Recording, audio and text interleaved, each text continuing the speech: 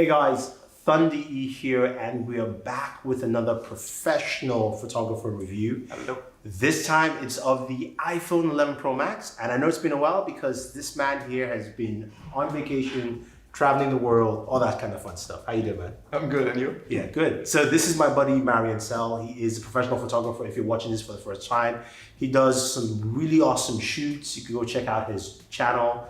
His website, and also his Instagram page to see more of his stuff. But are you excited that iPhone has expanded its camera offerings? Yes, of course, because it seems like it's about time that the iPhone also gets a few more lenses, like a telephoto or like a wide-angle lens. So I was really excited to try it out, and because I'm an iPhone user myself, and he's still on the 7, I think. The 7, yes. Yeah.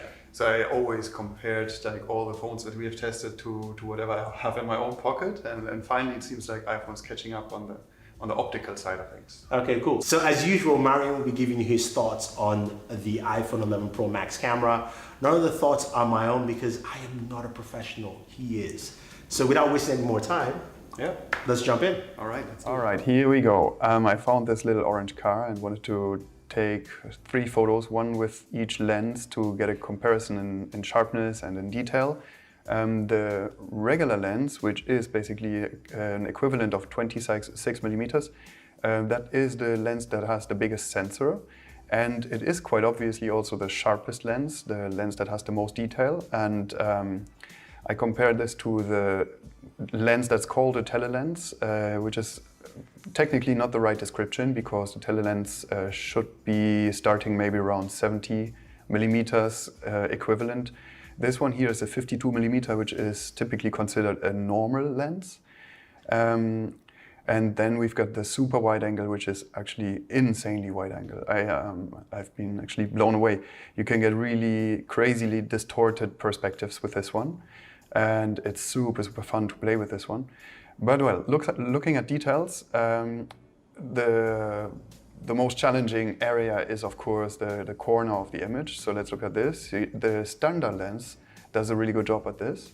The tele normal lens, whatever, it does a very good job as well. I think both of them are really doing a good job here. The super wide angle has a lot of fall off of sharpness to the sides, but that was expected with a wide-angle lens that does not have a focus. So this one here, it has an f-stop 2.4 and it just relies on covering the whole spectrum of focus with the f-stop rather than with moving elements and optical elements.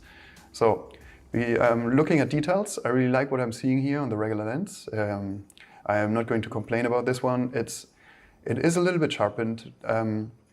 That is not unexpected. Unfortunately, it's a JPEG only. You're not able to get RAW files out of the iPhone. There is no Pro mode, which is a little bit a bummer. It would have been a game changer for Apple to do so.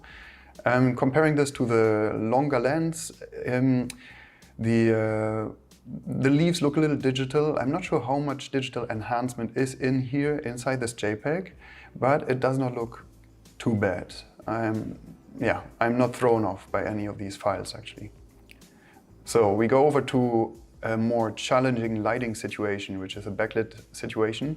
And in my experience, Apple and iPhones have always been doing a great job at giving you good backlit environments. It's like you keep a little bit of detail in the shadows, and it is most of the times a very appealing environment to take photos in with an iPhone because it handles it pretty well.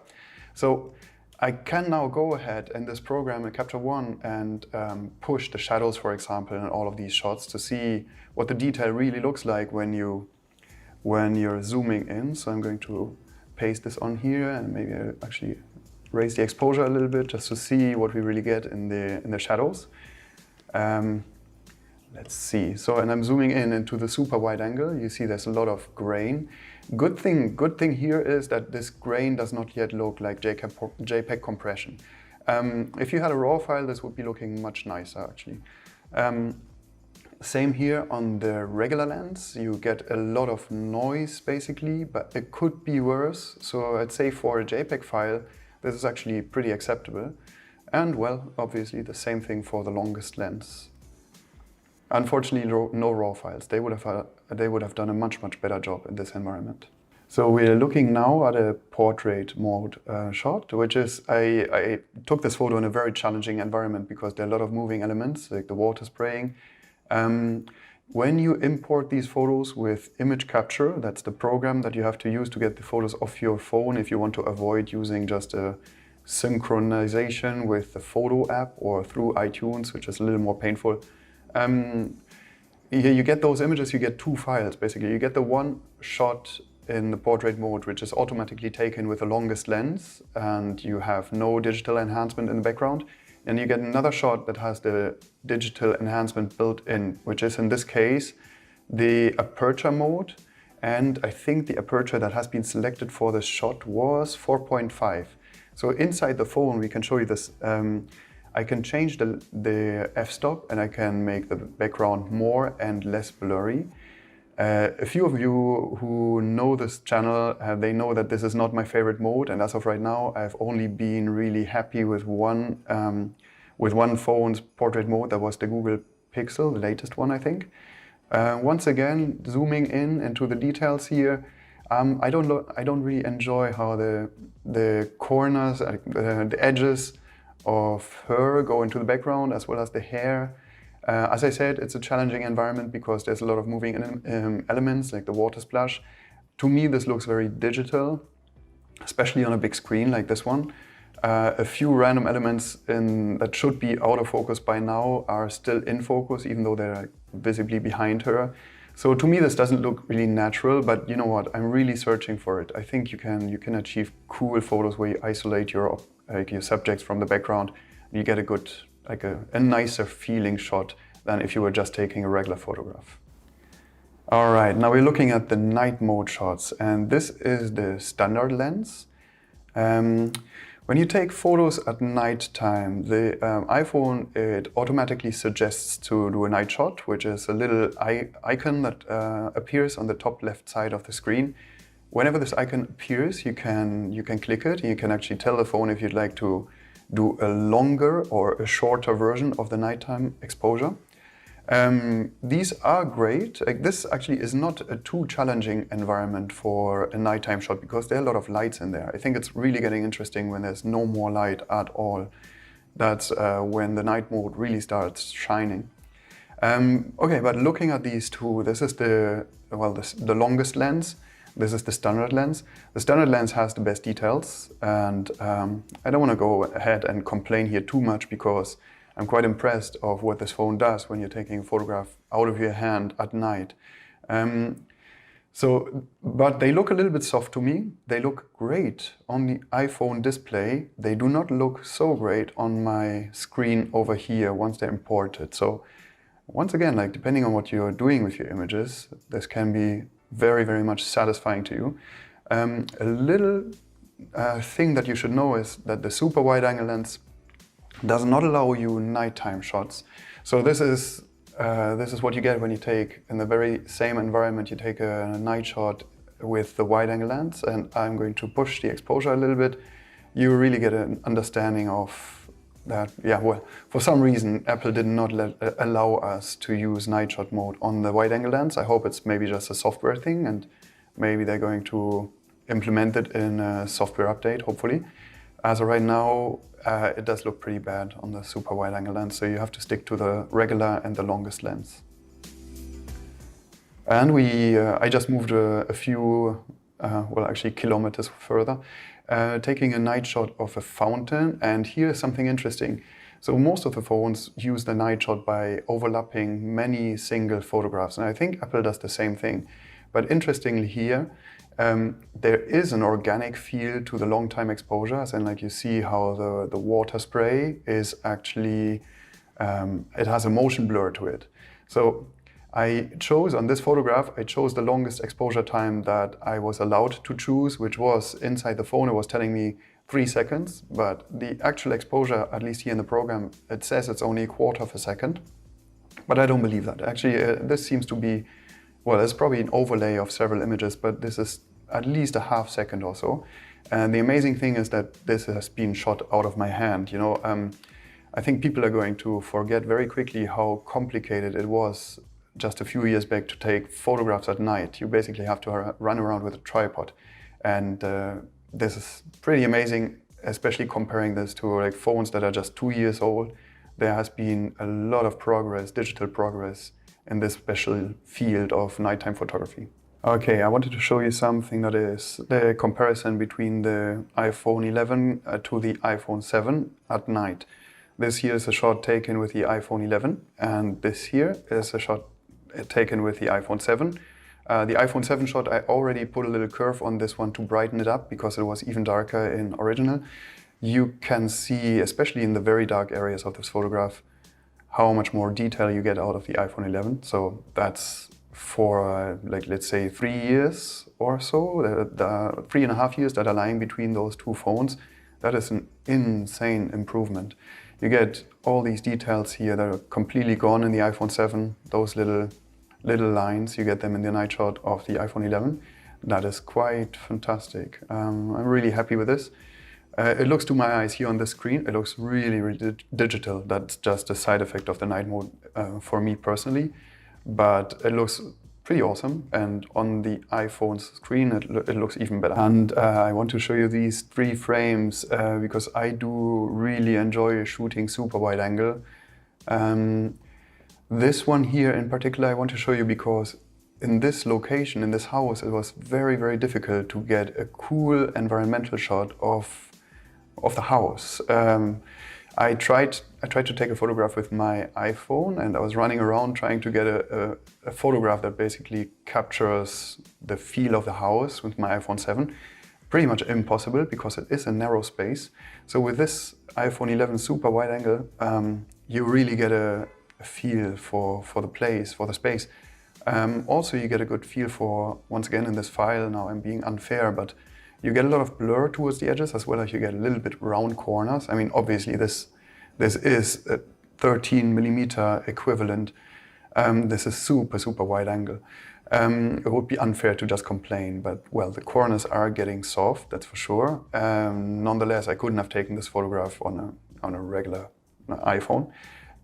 Or just an iPhone that's like a year older than this, so I love it. Also in this one here, you get an idea of how distorted things are really getting. Like I'm so close to Sophie here in this photograph. She's getting those big shoes.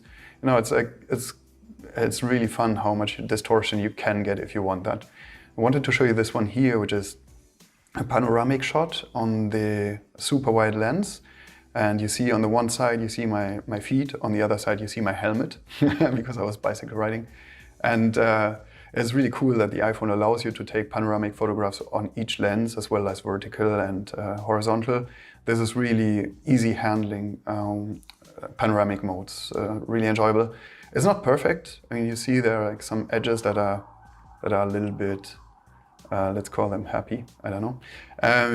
But this was a very dark environment, so it was also pretty challenging digitally. And of course, as usual, I went into the ocean with this phone and I took some photographs kite surfing of my friend Przemek in this case.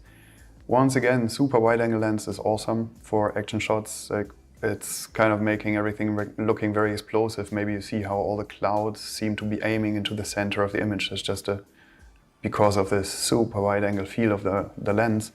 All the little water spray that's flying around me, it's really giving it a dramatic feel. I love it.